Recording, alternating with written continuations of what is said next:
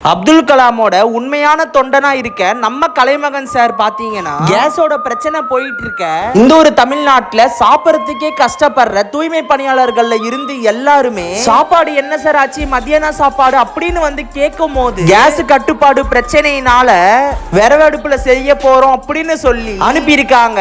அது மட்டும் இல்லாம தினமும் உங்களுக்கு சாப்பாடு வந்துரும். அது மட்டும் இல்லாம விறகடுப்புல சாப்பாடு செஞ்சு கொடுக்கிற ஒரு ஐடியால நம்ம கலைமகன் சார் இருக்காரு அப்படின்னு சொல்லி அனுப்பியிருக்காங்க.